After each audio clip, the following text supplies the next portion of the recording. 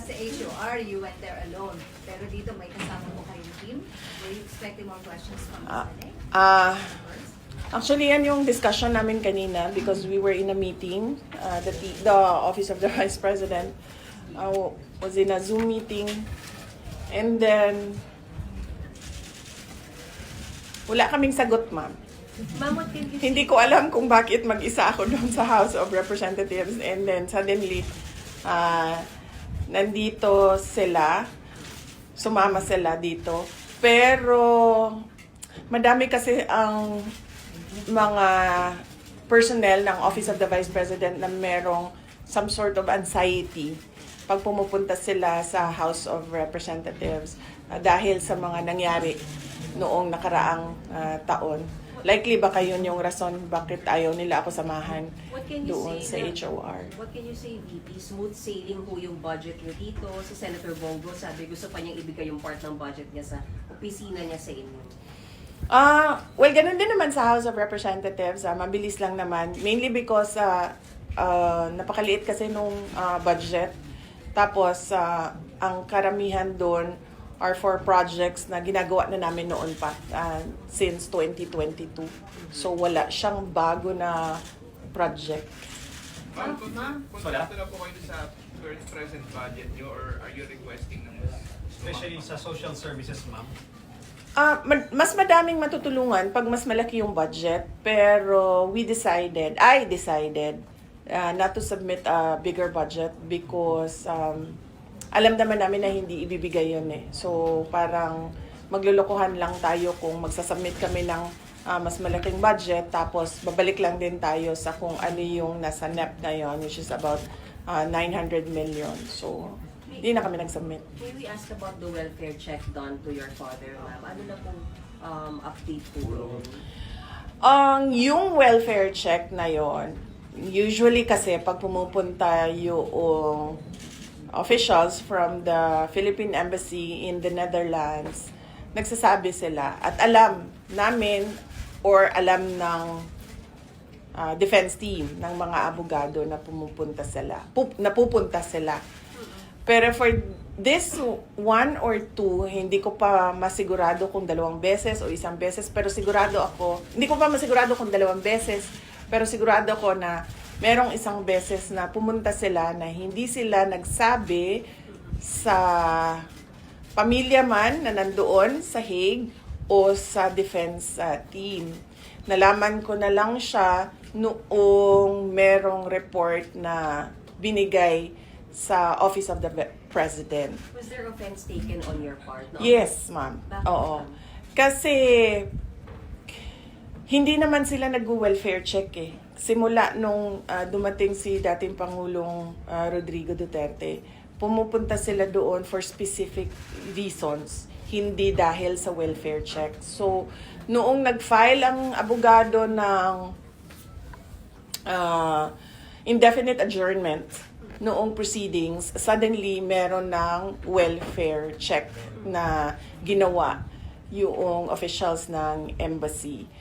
At kung makikita mo doon sa report, ay ini-interview nila si dating Pangulong Rodrigo Duterte. And somehow, nagbibigay sila ng, although nagsabi naman sila doon that we leave it to the medical experts, sa assessment ng overall health niya. Pero meron silang mga insinuations doon na para bang silang nag-a-assess ng kanyang kalusugan. And you see malice in that? Of course, yes. I see malice in that. Number 1, they never did a welfare check. Number 2, they did not coordinate with the defense team. They did not inform the defense team or the family members who are at that time in The Hague. And yun, makikita mo sa report, nag-a-assess sila sa kalusugan. Ma'am, but ICC said it has to have a consent of the detainee daw for them to allow any representative from the government. So we would like to assume, based on their statement, PR already allowed it. Well, hindi ko na tinanong si Pangulong Duterte kasi ayaw ko na siya ma-stress at ma-distress sa mga nangyari. And ayaw ko na isipin niya na merong mali doon sa mga sinabi niya. So, ayoko na i-confirm pa sa kanya kung ano yung nangyari doon.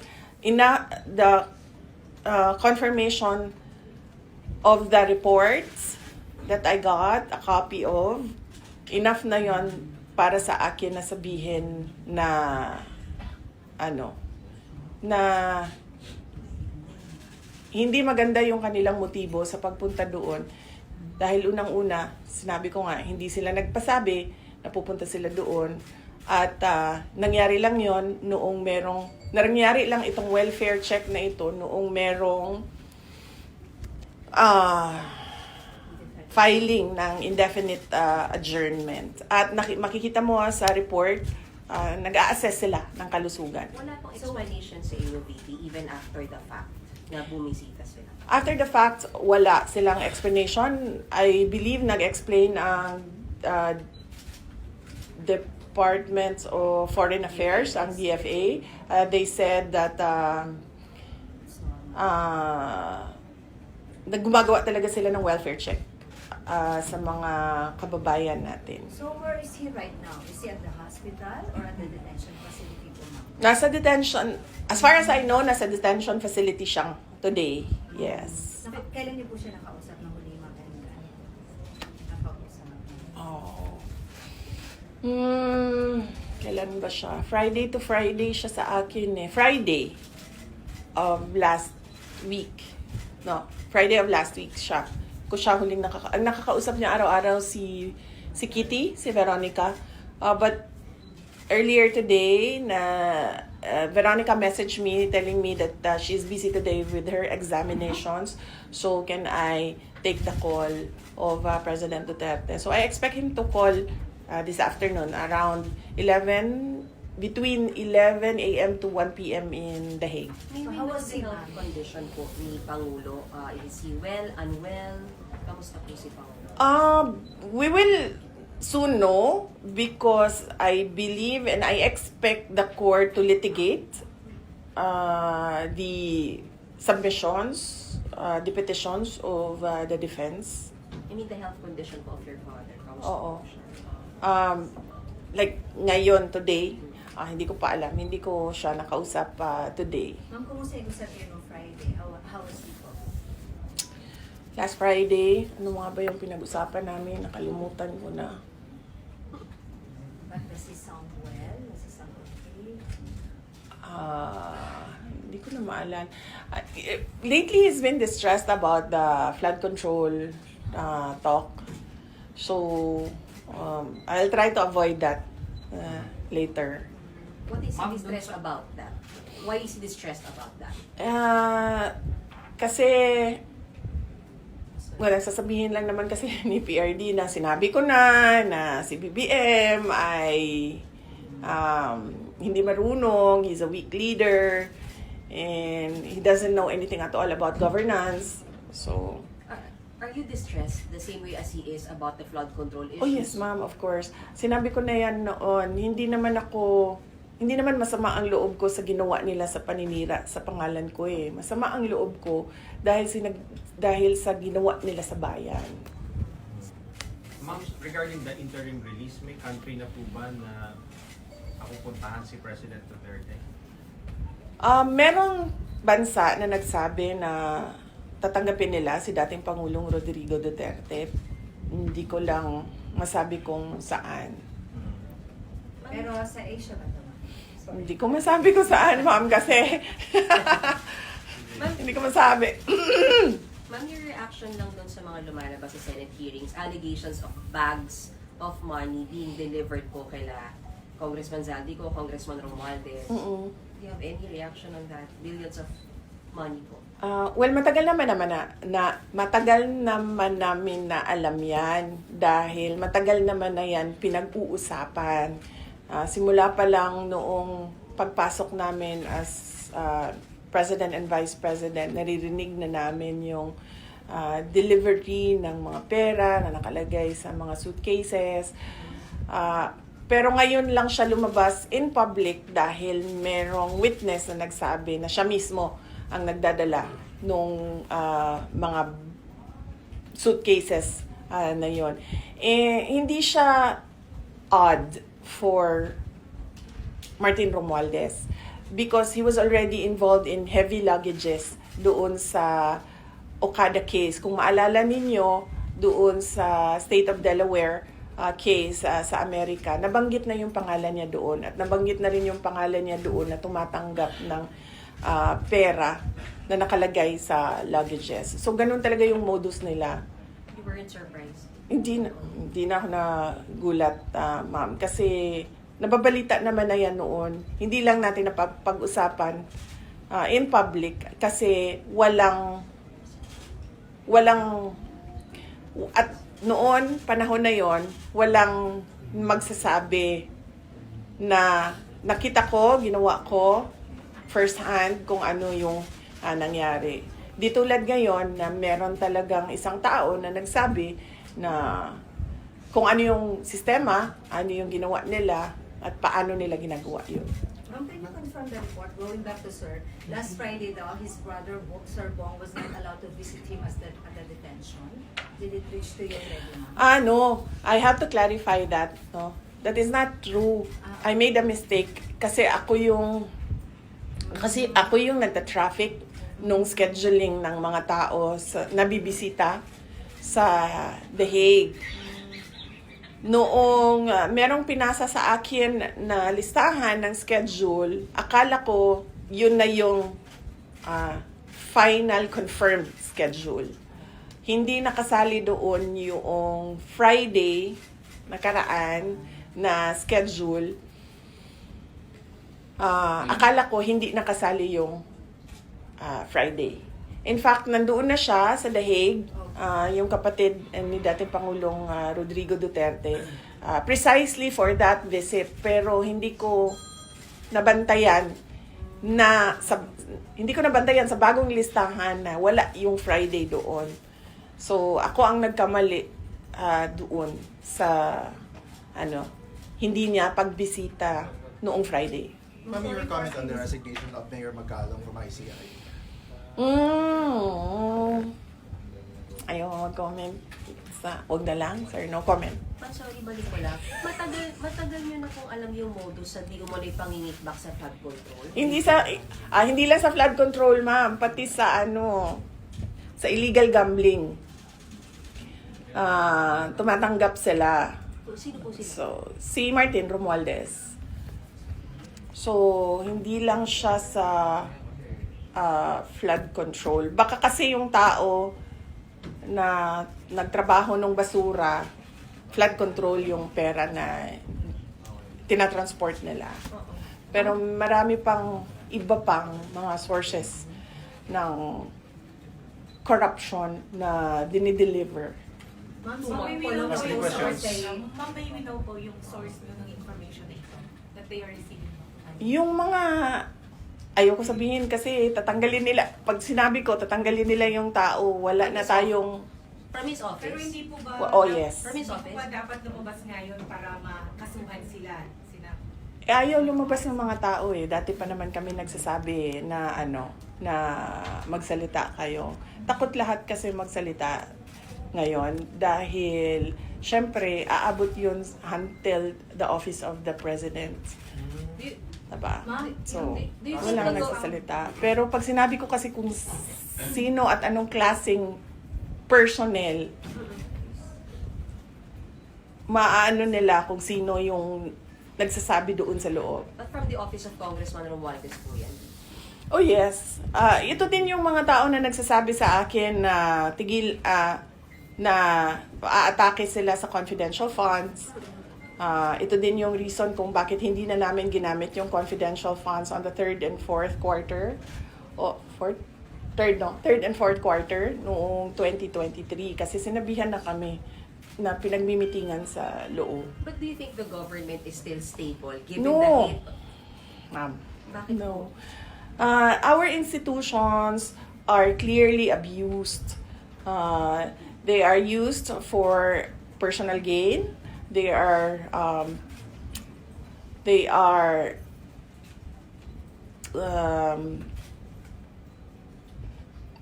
used for personal gain, And we have already seen the testimony of witnesses about corruption. And there is practically nothing happening in our country. Ilang ulit ko na yan sinasabi noon na tigilan yung politika, tigilan yung pag-una ng pansariling interes kasi walang nangyayari sa ating bansa. Meron ba kayong nakikita at all na project na nakatulong sa ating bayan? Wala. In fact, we ran on the platform of unity and continuity. Ang expectation noon is that there will be continuity on the projects like the build projects of the former administration at yung mga iba pa na nasimulan ni dating Pangulong Rodrigo Duterte, pero wala naman tayong nakita. Ma'am, sa Last question. Ma'am, do you think nagsiserve? Ma'am, do you think nagsiserve as an instrument lang sina Congressman Romualdez? Hanggang And ano pa ako dito? may Hanggang kumpasito alauna ng pa ako. Pangulo. Yes, okay. Ma'am, do you Answer. think nagsiserve as an instrument sila Congressman Romualdez at may kumpasito ni President Bongbong Marcos?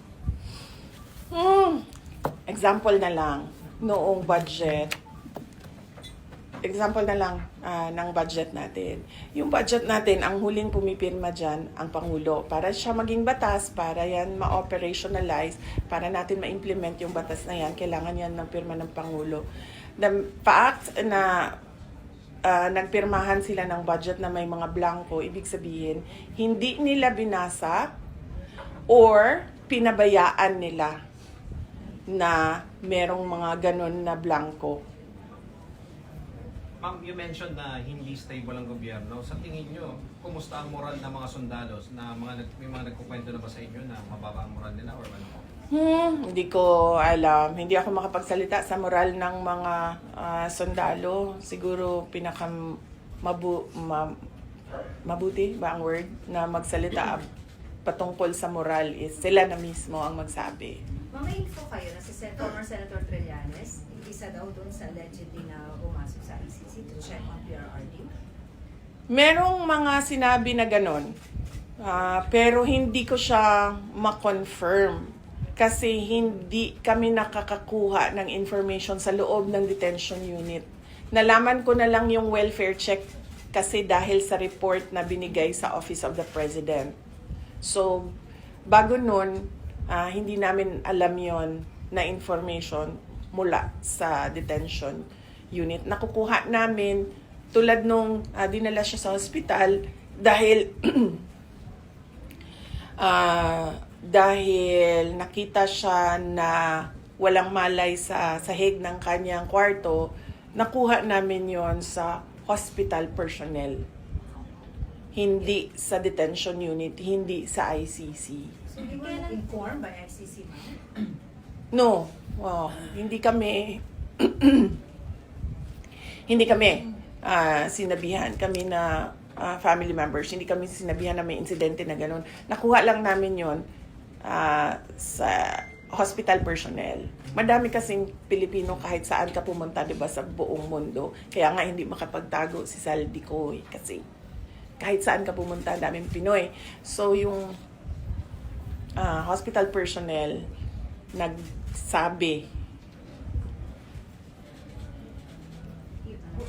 When was this? Nangyari? When was this? Kailan daw po nangyari? When was it? Nakita siyang ano? Hindi ko na maalala. Pero hindi ngayon yon, hindi the moment na lumabas yung statement. Hindi lang ako nagsalita noon. Kasi, parang, ang sabi ko sa lawyer, na pag may mangyari naman na ganyan, kung pwede, magbigay naman sila ng information sa inyo. Kahit hindi na sa pamilya, kasi sa tingin nila, hindi dapat siguro bigyan ng, hindi ko alam kung anong rason nila, sabi ko kahit sa inyo man lang. And then, sinabi ng lawyer that we will work on this and make sure that this will not happen again. So, hindi na ako nagsalita. Nagsalita na lang ako nung nakita ko yung report sa welfare check. Kasi, para bang hindi kaya ng ICC, hindi kaya ng ICC na i-secure ang dating Pangulong Duterte. Tulad nito, merong pagbisita sa isang agent ng government na ito din yung gobyerno na nagdala sa kanya, nag-kidnap sa kanya dito sa Pilipinas, tapos dinala siya sa Hague. May we know yung particular reason bakit po siya nawala ng malay? Any particular illness that led to that, VP?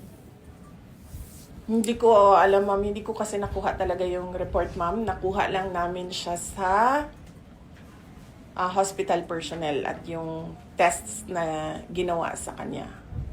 But was it confirmed po, for example, by the former president na nangyari nga yung incident na yun as reported by the hospital personnel? Tinanong ko siya. Alam ko tinanong din siya ng lawyer.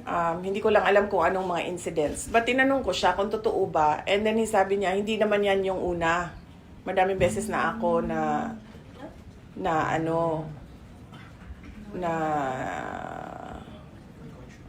may ganyan. Natumba was his term. And Oh. isn't it alarming or Yes, it's very alarming. That is why I released a statement stating that clearly the ICC do not have full control of the safety and security of the former president, because I believe, and the way I see it, he needs 24-hour caregiver, bedside care. So, yan din yung sinasabi ko sa kanila. Keeping him in without a trial date, without a date for confirmation of charges, is just plain cruelty ba? Pinapahirapan nila yung tao. Nakadetain siya ng, para ba siyang kinulong ng hindi siya na-convict. Kaya sinasabi ko doon sa statement na for humanitarian purposes, they should give the or they should allow the interim release of former President Duterte. Anyway, wala namang plano yung tao na lumayas. Nakita naman natin sa behavior ni dating Pangulong Duterte noon, hindi naman siya nagtitreten ng witnesses or ng mga complainants. And wala naman siyang balak bumalik as mayor ng Davao City, because sinasabi nga niya, wala naman ako doon, and that would be an injustice to the Davaoenos na meron silang mayor na wala doon. So, wala nang legal reason ba kung bakit hindi pa ibigay yung interim release? VP, I want to ask lang, nagkaroon ng rumored ko dun sa malawakang protesta 2 weeks ago. Meron mo ba nakipag-usap sa inyo for a possible change in leadership? Wala, ma'am. Wala sa akin. Baka sila lang gusto maging president. So, sa kanila na yan, ma'am.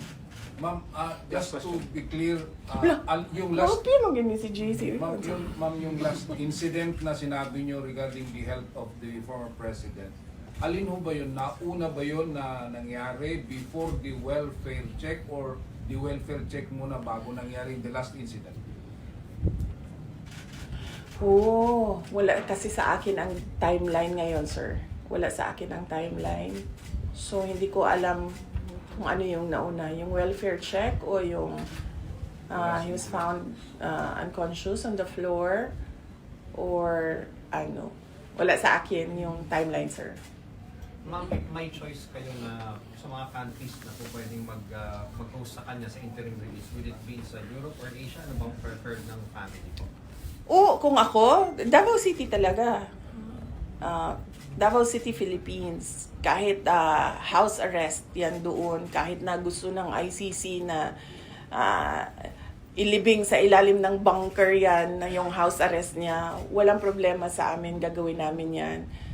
In fact, I think, mas makabuti pa nga kung ibigay na lang yung interim release na yan, because we can encourage him to cooperate sa mangyayari na trial kung meron man, or mangyayari na hearings kung meron man. And, you know, mahalaga sa amin yung word of honor namin, no, sa pamilya. So, kung sinabi namin na papaniguraduhin namin na lahat ng hearing na sinabi ng ICC na umattend siya, papaniguraduhin namin na nandun siya at nag-attend siya. Alright, okay, Thank you, ma'am. Thank you, ma'am. Grabe yun lang yun. Nakikita ko yung senyas mo kaya. Alam mo, may mata ako dito, JC. Dito, oh. Thank you, Alright, thank you so ma'am. much. Thank you. Salamat. Thank you, Senator.